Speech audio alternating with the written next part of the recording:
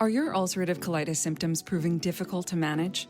Tremfya guselkumab can help you manage the cycle of UC symptoms. At 1 year, many patients taking Tremfya achieved clinical remission, and some patients also achieved endoscopic remission. Individual results may vary. Tremfya is a prescription medicine used to treat adults with moderately to severely active ulcerative colitis. Serious allergic reactions and increased risk of infections may occur. Before treatment, your doctor should check you for infections and TB. Tell your doctor if you have an infection, flu-like symptoms, or if you need a vaccine. Ask your doctor if Tremfya can help you manage the cycle of UC symptoms. Call 1-800-526-7736 to learn more or visit tremfyaradio.com. This is a Bramble Jam podcast.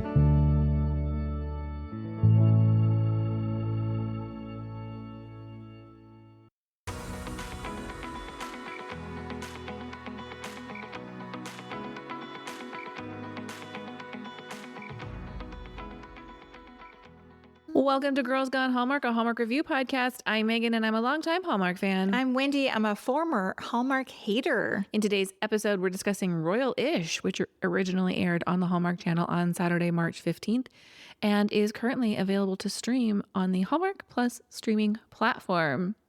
You know where you can find us when you're not listening to the podcast. That's on Instagram, where we are Girls Gone Hallmark. Hey, want to talk royal movies or anything else Hallmark? Come and jump into our Hallmark Facebook group, Girls Gone Hallmark.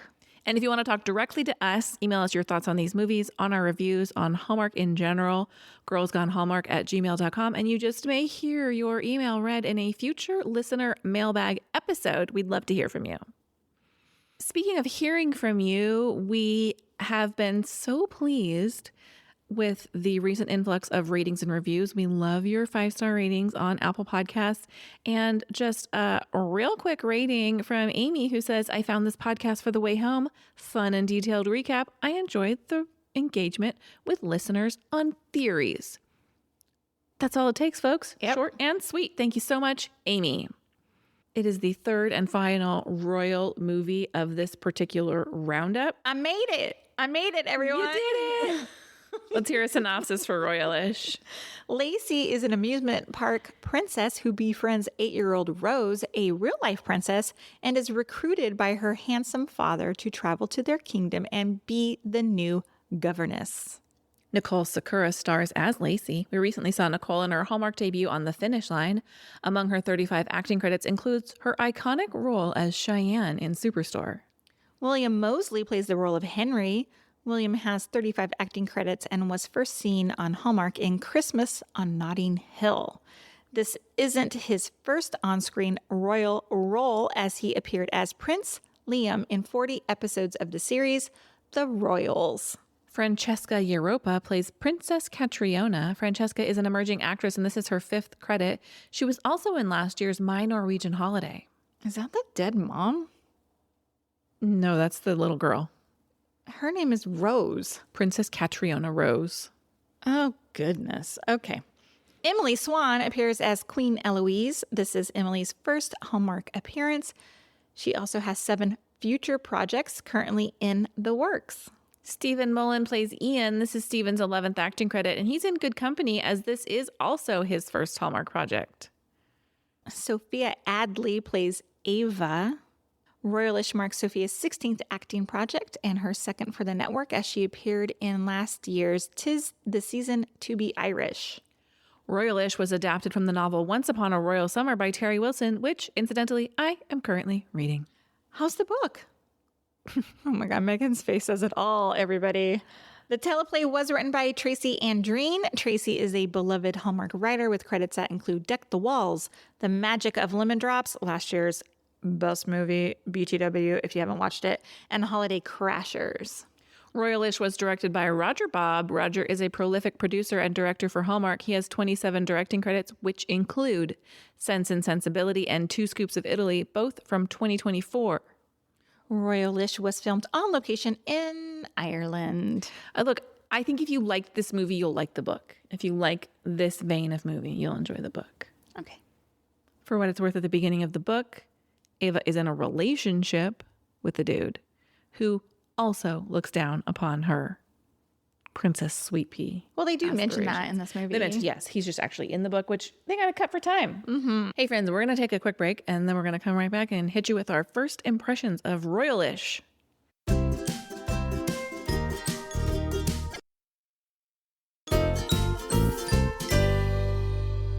Hey, Wendy, what's your first impression of Royal-ish? This movie had everything working against it. A terrible movie poster, a low-budget theme park, and a kid front and center. And yet, it won me over.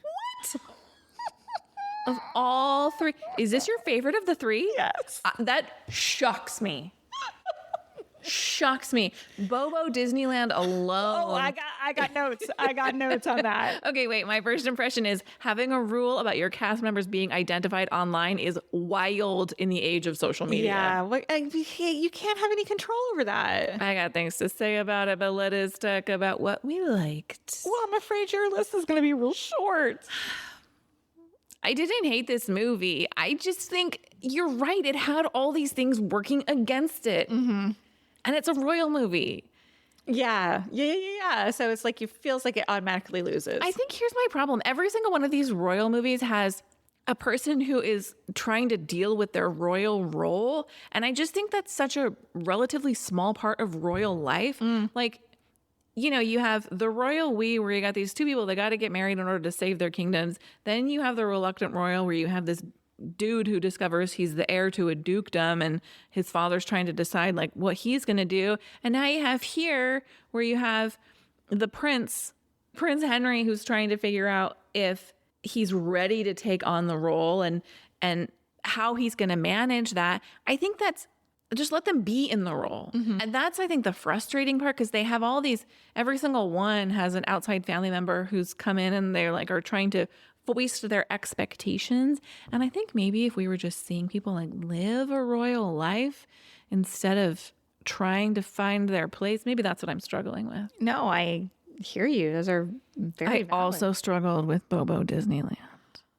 But that's not what we liked. Let's get into it. Okay. Nicole Sakura. Yeah.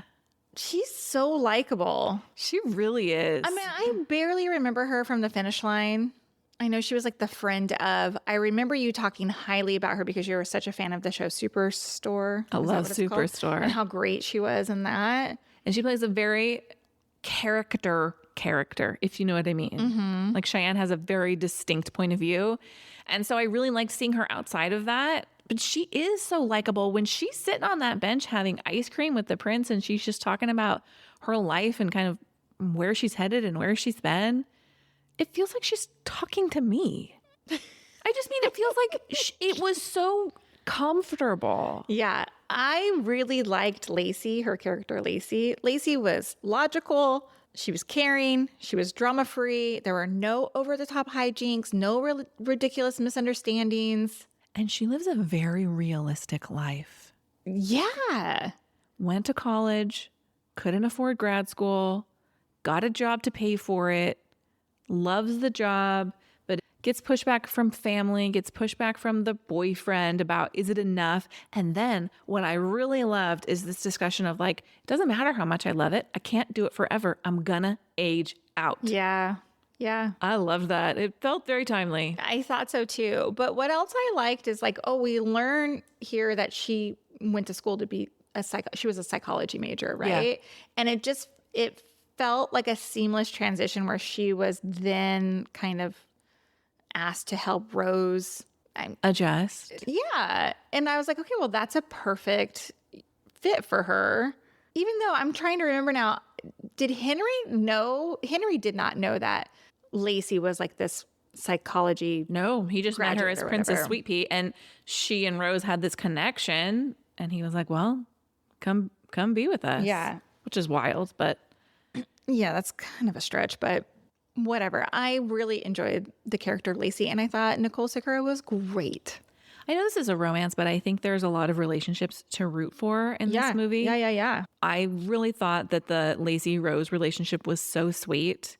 And the girl's mother is dead, but Lacey's not coming in here mothering her. Mm-hmm. She's just playing the role of this supportive, almost older sister Now, granted, she's going to get together with the dad and she will be her stepmother, but she's not trying to be her mom. She's just trying to relate to her and talk to her, not like a little kid.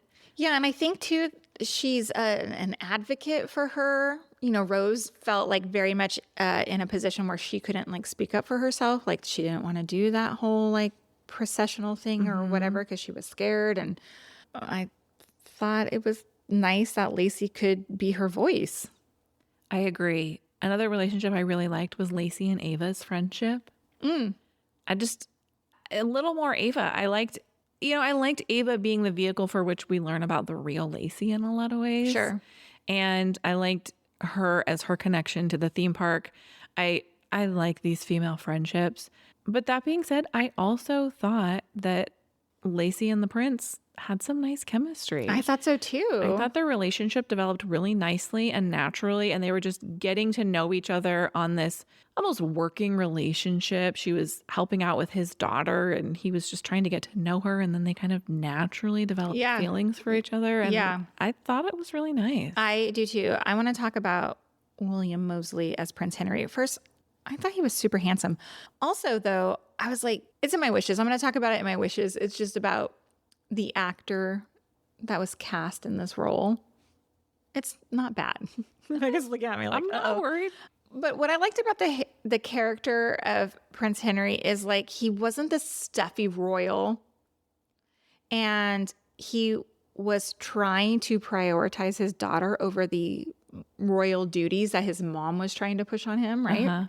And I also like that he was pushing back against like the traditions. It just made him relatable. I thought, I mean, as relatable as an American gets watching a royal movie. Well, sure, but I also think that ties in a little bit with last week's The Reluctant Royal, where Andrew Walker's Johnny character and here Henry's character, they both want to figure out more ways to be connected to the town. They don't really want to live, and of course, Andrew Walker didn't grow up a royal, but they don't want to live this like high on the hill lifestyle. Henry's trying to figure out, how can I involve the townspeople? How can we? Sure. And I thought that was really nice. Yeah.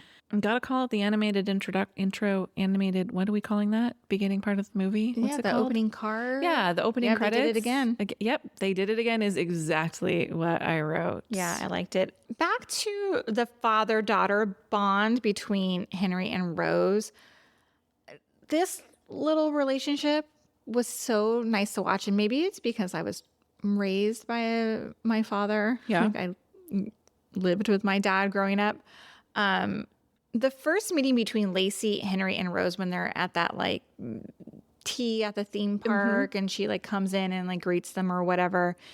What I liked there is like she was able to grab the cues from Henry about Rose's like insecurities. I just thought it was like nicely played out. And I just thought it was nice that obviously like he was there for a reason and was able to convey those reasons to this Princess P to help boost her sweet little Rose. Yes. I just thought it was really sweet.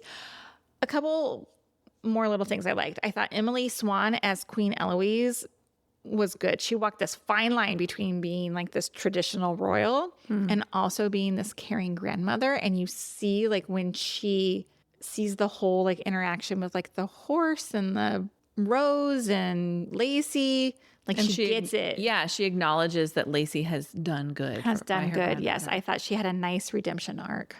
Yeah, and when their other employee comes to them with the news for the reason Lacey has left, you know, she doesn't stand by this longtime advisor. She's like, no, tell us what happened and what he did. Yeah, And you're not going to be in trouble. Yeah. Yeah. I was very happy that there wasn't dress drama. Like when she grabbed the wrong garment bag at the beginning, I thought, oh God, how is this going to play out? Yeah. I'm glad it didn't turn into like showing up and she's in that pink dress and it's like embarrassing for her or whatever. She does go to grab it. She was going to put it on and then sees the dress. And I was like, oh no. And then things unfold from there. Yeah, and I don't think it was set up for it to be embarrassing for her. I would think it was set up for her. We assume that's how she's going to get in trouble because you see the trouble coming a mile away. Yeah. Like they talk about how her boss is going to have issues if anybody finds out that Sweet Pea is doing this. And there's a quote, who's going to know about Sweet Pea where you're going? And to me, it was setting it up to like, oh no, she was going to have to wear this dress at this event. And that's how they were going to find her out. And I liked that that's not what happened. Yeah, me too. Me too. One last thing I liked, the castle location. It was gorgeous at the very end, like when he proposes. Really it was just pretty. stunning. So pretty. So pretty. In contrast to the terrible theme park. Let's talk wishes. Yes. I don't know what the alternative was here. I love the idea that she's a theme park princess in this royal movie. I think it's a fun twist. And I think it's interesting how she and the prince relate on people are so happy to meet them. Like it makes their whole day. But the theme park was rough. It was hard to watch. The signage, like the tea party with like 6 tables in the room. So bad. It was rough. It was bad. I wrote in my notes, it's giving budget-friendly amusement park. Also, it really reminded me of Legoland here in Southern California. Because Legoland is not Disneyland. It's not. But Legoland has an area of their park called Castle Park. Oh, it's called Castle Hill. And it's heavy on princesses. And I think that's to appease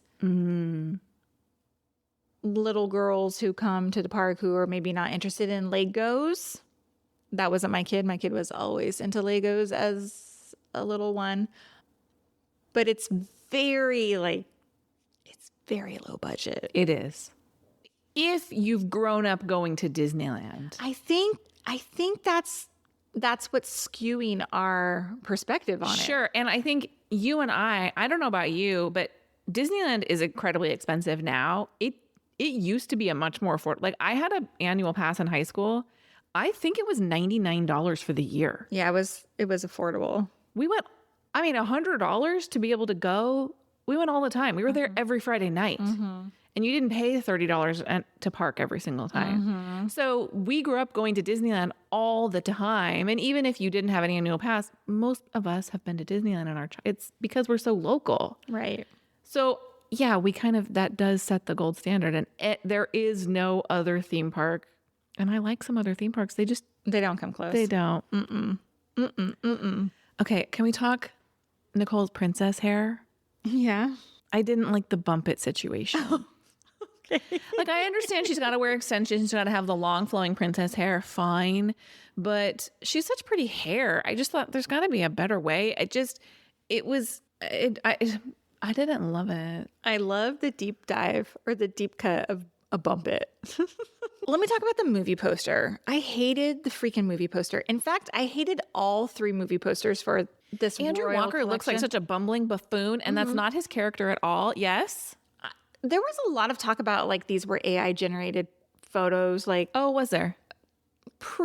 when like they were announced, these movies were announced. They were weird to me. They were weird. I thought they looked weird, but this poster in particular, Is she holding cotton candy? cotton candy. Yes, I get she works at an amusement park, but looking at this poster, I was like, what is this? This is not reflective of the movie. Similar to the Reluctant Royal. Like, Walker looks like a buffoon, like you said. Yeah, he's got the crooked crown or whatever. Yeah, and it wasn't reflective of his character at all. Yeah. Was that just their way of saying, like, she's a theme park princess? I guess, but I didn't love it either. poster alone, I'd been like, no, I'm not watching this. I know, and we've seen some real advancements in movie posters, so these weren't it. Yeah. William Mosley, who plays Henry, Dad Henry, look, I thought this guy's not old enough to be Rose's dad. I don't know how old the actor is in person. He could be plenty old enough to be her dad, a father of a... He doesn't look 30. He could be 30. I thought it was like a big brother at first until she goes, Papa. And I was like, what? This is her dad? I think we're too old. He's easily 30. Really? He's easily 30. How old's William Mosley? Come on. He's probably like 36, watch. Yeah. 37. Oh my gosh. He does have a bit of a baby face. There's some photos in here. He looks real young. He has a baby face. Oh, he was in Narnia. He was in Narnia. I don't know what that is. The Lion, the Witch, and the Wardrobe. Okay. I have one more wish. Yeah, me too. This was super Meghan Markle coded, right? Like, I did not like the royal skepticism towards an American. We have this anti-American sentiment, like, how dare the royals of this country, like, how dare he be involved with an American? It's best for him if you just leave. Yeah, I don't like any of that. No, agree. Don't get me started on Meghan Markle. People are, if you are still, the fact that Martha Stewart still has a booming career after going to prison, and you're going to tell me Meghan Markle can't make aspirational television, go pound sand. And I love Martha Stewart. I watched her show, though. I thought it was kind of boring. Not Martha Stewart, Meghan Markle's show. I haven't watched it, but It's very sleepy TV. it's fine to find it boring. The annoying thing is people who are like, read the room. Life is hard. Anyway, it's point. it's straight up racism. That's all. Yeah. My final wish. Look, this was in my first impression. The rule about keeping the character and the person playing them separate it doesn't make sense. I understand. I, as Sweet Pea, can't post on my Lacey Instagram like a photo of me in costume. I get that, but the idea that nobody can post it and have it get back, someone's going to post that on Instagram and be like, "Yo, I went to high school with that chick." Yeah, like that's yeah. what's going to happen. A billion times over. She takes photos all day long. It's silly and unbelievable.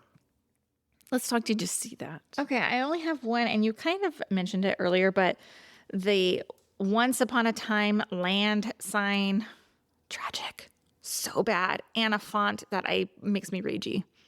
Well, my did you see that is also about the theme park when they're on the merry-go-round. Mm-hmm.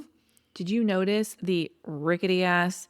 This is another one of those. If you've been on a Disneyland carousel and then you've been on any other carousel, the horses it would be like clunk, clunk, clunk as they would go down. Yeah. And then they'd go up and it was over and over again. Clunk, clunk, clunk. I just thought, whoa. All right. Disneyland, this is not. Hi, girls. Go lay down. All right. What did you rate Royal-ish? Like, I gave it 4 stars. It's the best. What? I think I'm right. I know, Roxy. Can you believe it? I gave it 3.5 stars. Thank you for listening to this episode of Girls Gone Hallmark, a Bramble Jam podcast. If you love this podcast, y'all should see the dogs. Woo! If you love this podcast, we love your 5-star ratings and reviews. You can leave reviews in the Apple Podcast app, even if that's not the app you use to listen to this podcast.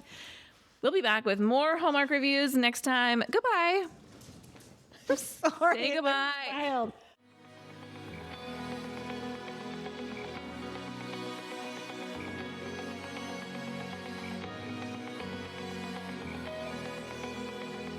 All right, friends, before we go, just a quick heads up. You're about to hear some ads. These little gems help us keep the show running and the Hallmark love flowing. So do with that info what you will. Grab a snack, hit the skip button, or maybe, just maybe, listen in and discover your new favorite product. Bye.